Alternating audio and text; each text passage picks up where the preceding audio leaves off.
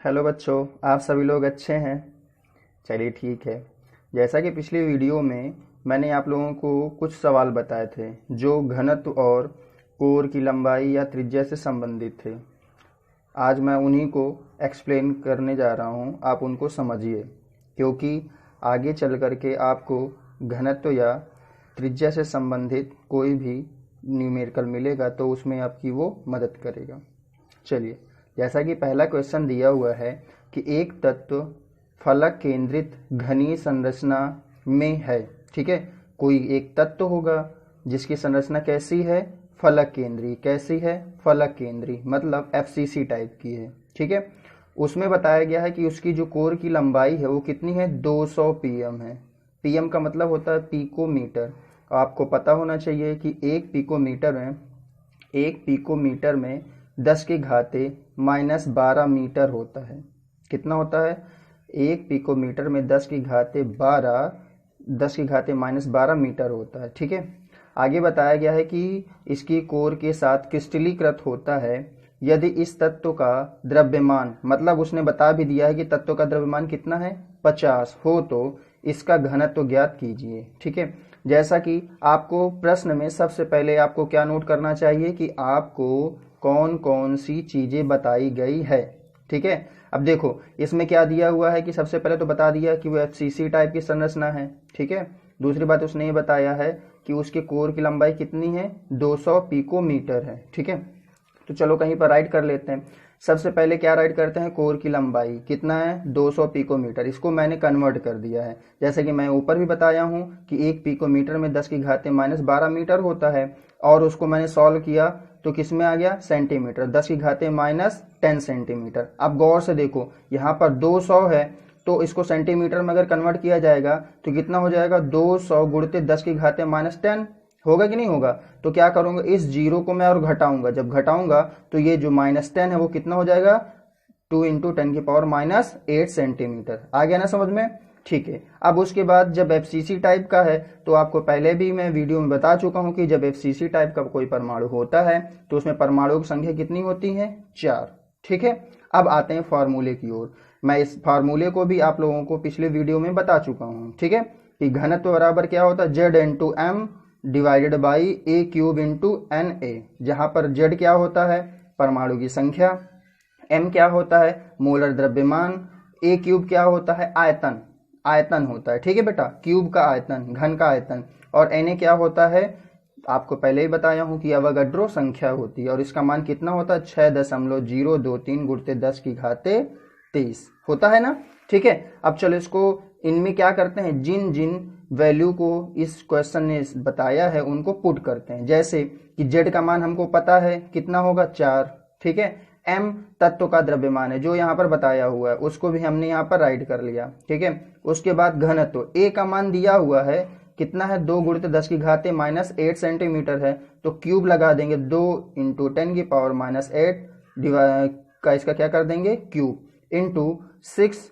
अब यहाँ पर क्या है, अवोगाड्रो संख्या, उसका मान रख दिया है 6.023 × 10⁻23। ठीक है, इस पूरे के पूरे मैटर को हमको क्या करना है, सॉल्व करना है। अब यहाँ पर केवल और केवल क्या है, कैलकुलेशन है। क्या है, कैलकुलेशन। ठीक है, अब देखो यहाँ पर हो क्या रहा है, इनका मल्टीप्लाई किया, ये आ गया, और आगे चल करके हमारा सॉल्व हो गया। आपको पता होना चाहिए कि घनत्व किस में होता है, ग्राम प्रति सेंटीमीटर। यहाँ पर मैंने अब्लिक लगाना भूल गया, क्या होता है, ग्राम प्रति सेंटीमीटर क्यूब। ठीक है, अब इसके बाद दूसरा क्वेश्चन है।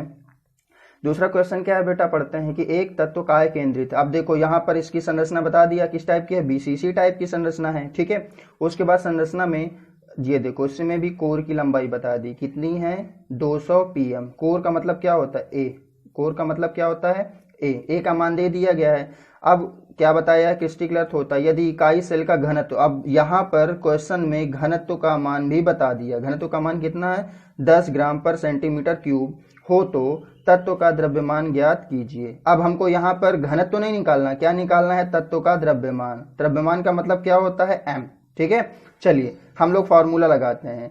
क्या होगा है, घनत्व बराबर Z×m divided by A³ × Na, जहां पर Na क्या होता है, अवोगाड्रो संख्या। आपको इस चीज को ध्यान रखना है बेटा। ठीक है, जब तक आप इसे ध्यान नहीं रखेंगे तब तक आपको ये नहीं आएगा। ठीक है, आपको हर एक पॉइंट ऑफ व्यू को याद करना है।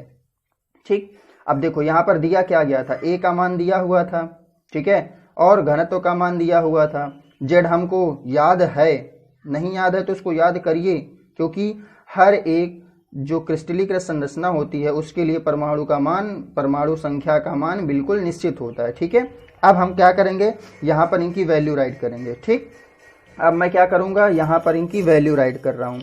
अब देखो गौर से, वैल्यू मैंने राइट किया, सब का मान यहाँ पर रख दिया, जेड बराबर 2, एम का मान निकालना है, ए क्यूब, भाई इसको कन्वर्ट किया, कन्वर्ट करने के बाद कितना आ गया 2 × 10⁻⁸ सेंटीमीटर, इनका क्यूब कर दिया। और अवोगाद्रो संख्या का मान घनत्व की जगह पे 10, क्योंकि उसका मान कितना दिया हुआ था, 10 दिया हुआ था। अब क्या करेंगे, पक्षांतर करेंगे, क्योंकि हमको m को वन साइड रखना है, बाकी सारी संख्याओं को पक्षांतर करना है। तो पक्षांतर करने के बाद देखिए यहाँ पर m = क्या हो गया, ये सारी चीजें आ गई, इनको क्या करेंगे, कैलकुलेशन, इनका क्या करना है, कैलकुलेशन। कैलकुलेशन करने के बाद 2 से डिवाइड करेंगे। मैंने यहाँ पे इसका कैलकुलेशन सॉल्व करके भी राइट कर दिया, 48.184 होता है डिवाइडेड बाई 2 से, तो कितना आ जाएगा 24.092। ये क्या है, इसका मोलर द्रव्यमान है। ठीक है, क्या है, मोलर द्रव्यमान। अब हम चलते हैं तीसरे क्वेश्चन की ओर। ठीक है, यहाँ पर तीसरे क्वेश्चन के ऊपर मैंने एक इंडेक्स बनाया है। क्या इंडेक्स है, ये भी याद करने की चीज है। अगर कोई सरल घनी एका कोष्ठिका है तो उसके लिए त्रिज्या का रिलेशन क्या होता है, वो आपको याद होना चाहिए। बीसीसी है तो उसके त्रिज्या का रिलेशन क्या होता है, एफसीसी है तो उसके त्रिज्या का रिलेशन क्या होता है। आप सभी बच्चों को ये याद होना चाहिए, क्योंकि वहां पर एट ए टाइम तुरंत आप ड्राइव या फॉर्मूला ड्राइव नहीं कर पाओगे, इसको आपको क्या करना पड़ेगा, याद करना पड़ेगा। ठीक है, अब आगे हम लोग बढ़ते हैं सवाल की ओर। इसमें बताया गया है, यदि गोल्ड, गोल्ड का मतलब समझते हैं, सोना, यदि गोल्ड परमाणु त्रिज्या, यदि गोल्ड परमाणु त्रिज्या दिया हुआ है 144 पिकोमीटर, यहां पर क्या बता दिया है, आर का मान बता दिया, यहां पर क्या किया है, आर का मान आप लोगों को बता दिया है। उसके बाद फलक केंद्रित घनी, अब यहां पर जो गोल्ड है, गोल्ड से जो क्रिस्टल बना है वो क्रिस्टल किस टाइप का है,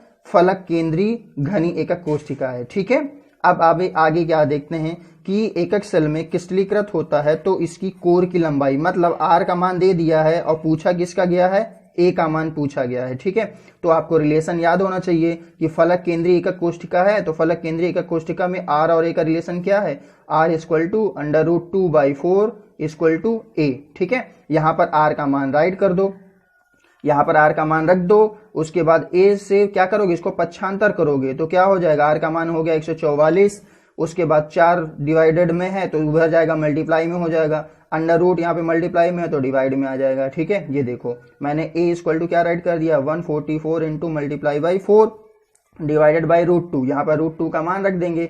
√2 का मान सभी बच्चों को याद होगा, नहीं याद है तो उसको याद कर लीजिए। √2 का मान कितना होता है, 1.414। ठीक है, इनको सॉल्व करेंगे, जब सॉल्व करेंगे तो जो आंसर आएगा वो पिकोमीटर में आएगा, क्योंकि हमने यहाँ पर पिकोमीटर को बदला नहीं है। ठीक है, अगर बदल दिया जाता तो जिसमें बदलते उसका मान उसमें आता, लेकिन हमने बदला नहीं तो यहाँ पर ए का मान किस में आ गया, पिकोमीटर में ही आया। ठीक है बेटा, अब अगला क्वेश्चन देखते हैं। अगला क्वेश्चन है, कॉपर धातु फलक केंद्रित घन। अब यहाँ पर देखो फलक केंद्रित कोई धातु है, उस धातु का नाम क्या है, कॉपर, वो किस टाइप से क्रिस्टलीकृत है, एफसीसी टाइप से। किस टाइप से क्रिस्टलीकृत है, एफसीसी टाइप का। ठीक है, उसके बाद आगे बढ़ते हैं, जलग में क्रिस्टलीकृत होता है, इसके कोर की लंबाई। अब यहाँ पर देखो, यहाँ पर किसका मान दिया हुआ है, कोर, कोर का मतलब क्या होता है, ए, कोर का मतलब क्या होता है, ए का मान दिया हुआ है। ठीक है, कॉपर परमाणु की त्रिज्या मतलब आर, यहां पर क्या किया गया बेटा, ए का मान बता करके आप लोगों से क्या पूछा गया है, आर का मान पूछा गया। ठीक है, चलिए इसका फार्मूला हम लोग ध्यान करें, क्या था, एफसीसी, अभी जस्ट इसके ऊपर भी तो एफसीसी लगाया था ना।